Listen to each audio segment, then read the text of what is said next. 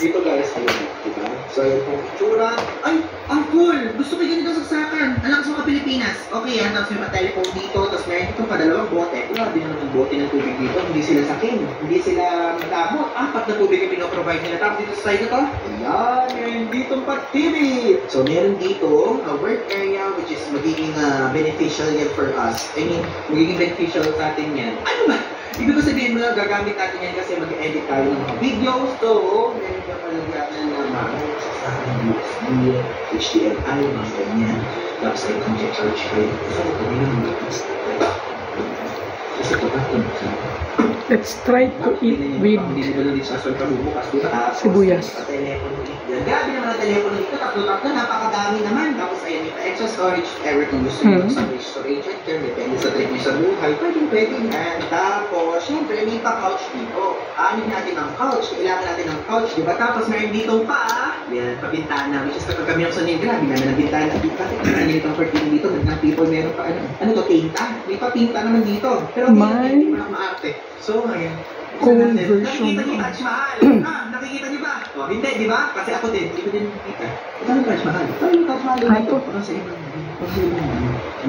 so, teka lang, bago tayo magtuloy-tuloy sa tour natin, tour ko pa kayo sa mga patinang hotel. Nakiinip ko naman itong cookies na to. Minsan naman nakatanggap ng cookies dahil sa hotel. Nakakagin ko kayo itong cookies nila. Parang pamigat naman. Parang masisira naman yung veneers ko dito. Nakakita ko yung pagkain na sabi ako pagkakang cookies sa akin sa India. Kasi Lord. Puro yung pagkain ko dito guys, puro may spices, puro may curd. Sige, gusto ko din naman yan. Kaya alam niyo gusto yung maamis, yung alak, yung Filipino food, sinigang, adobo, sinisig, Bicol Express, dito pinag-uongan. Ano pinag-gusto ko? Ika. Yan, natin.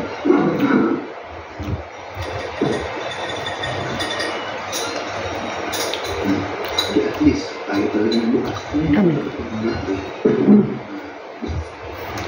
Sino tayo?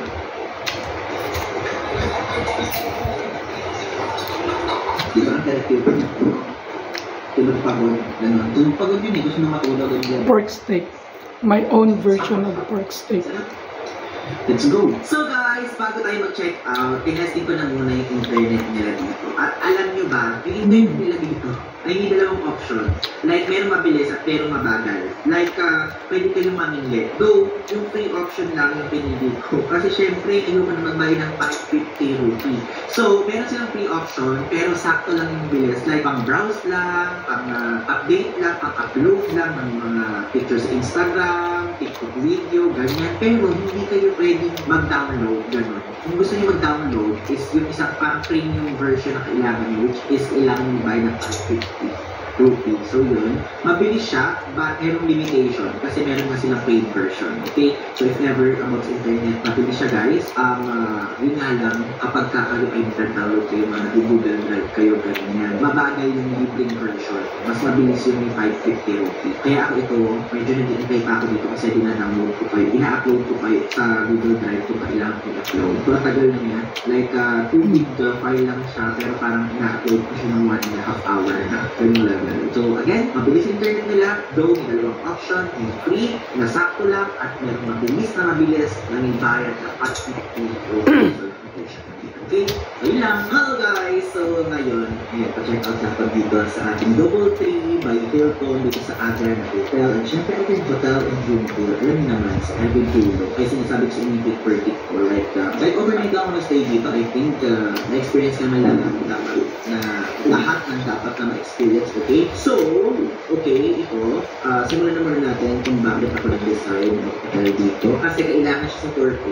Like, kailangan mag-choose ng hotel sa Agra at kailangan mag-choose ng hotel sa Jaipur. And aside from that, if ever, kung gusto mo magpunta ng Taj Mahal, tapos kung kayo talaga ng Agra, kailangan nila mag-hotel sa Agra. Okay? So, ngayon, namili ako ng mga hotels. Tapos, isa itong hotel natin sa mga nakita ko na pinapamot ng vloggers. Like, I know hindi sponsor din mga promotion nila. Like, gusto lang binili kong hotel na ito dahil may view nga ito ng Taj Mahal from Agra.